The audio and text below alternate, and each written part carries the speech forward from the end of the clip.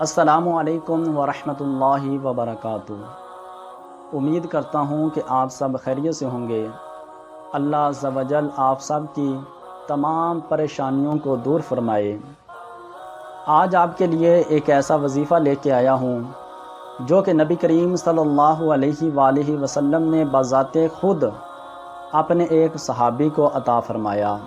نبی علیہ السلام کے پاس ایک صحابی آیا، اس نے عرض کی، یا رسول اللہ صلی اللہ علیہ وآلہ وسلم، میں بڑا تنگ دست ہوں، آپ میرے لیے رزق میں برکت کی دعا فرما دیں۔ تو نبی کریم صلی اللہ علیہ وآلہ وسلم نے فرمایا کہ میں تمہیں آج ایک ایسا عمل بتاتا ہوں، اگر تم وہ عمل کر لو گے تو اللہ عز و جل تمہارے رزق میں برکتیں عطا فرمائے گا۔ اب لوگوں نے آپ کو رزق میں برکت کے اتنے لمبے وظائف بتا دیتے ہیں کہ آپ نے 41 دن تک یہ پڑھنا ہے، آپ نے 7 دن تک یہ پڑھنا ہے، آپ نے 11 دن تک یہ پڑھنا ہے۔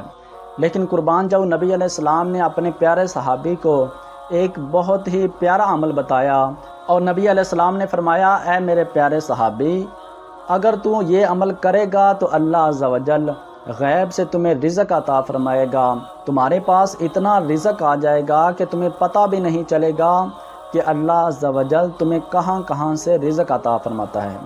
تو سنیے، نبی علیہ السلام نے ایک مختصر سا عمل کیسے بتایا اپنے صحابی کو۔ جب صحابی نے نبی علیہ السلام کی بارگاہ میں عرض کی، یا رسول اللہ صلی اللہ علیہ وآلہ وسلم، بہت تنگ دست ہوں، آپ میرے رزق میں اضافے کے لیے دعا فرما دیں۔ تو نبی علیہ السلام نے مختصر سا عمل بتایا۔ نبی علیہ السلام نے فرمایا کہ ہمیشہ باوضو رہا کر، اللہ عز و جل تمہارے رزق میں برکت عطا فرمائے گا۔ جب بھی تمہارا وضو ٹوٹ جائے تو فوری تازہ وضو کر لیا کرو۔ نبی علیہ السلام نے اپنے صحابی کو یہ عمل بتایا کہ ہمیشہ باوضو رہا کر، اللہ عز و جل تمہارے رزق میں برکتیں عطا فرمائے گا۔ اگر ہم بھی چاہتے ہیں کہ ہمارے رزق میں برکتیں ہو جائیں، ہمارے کاروبار میں برکتیں ہو جائیں اور ہماری تنگ دستی دور ہو جائے، تو ہمیں بھی نبی علیہ السلام کے اس بابرکت وظیفے پر عمل کرنا چاہیے۔ ہمیں ہمیشہ باوضو رہنا چاہیے، جب بھی وضو ٹوٹ جائے تو تازہ وضو کرنا چاہیے۔ اس وظیفے پر عمل کرنے سے ہمارا خود کا بھی فائدہ ہے کہ ہم پاک صاف رہیں گے، ہمیشہ باوضو رہیں گے۔ صرف یہی نہیں بلکہ باوضو رہنے کے اور بھی بہت زیادہ فضائل ہیں۔ نبی علیہ السلام نے فرمایا کہ جو شخص حالت وضو میں فوت ہوا، گویا کہ وہ شہید ہے۔ یعنی انسان اگر باوضو ہو اور اسی حالت میں وہ فوت ہو جائے تو اس کو شہداء میں اٹھایا جائے گا۔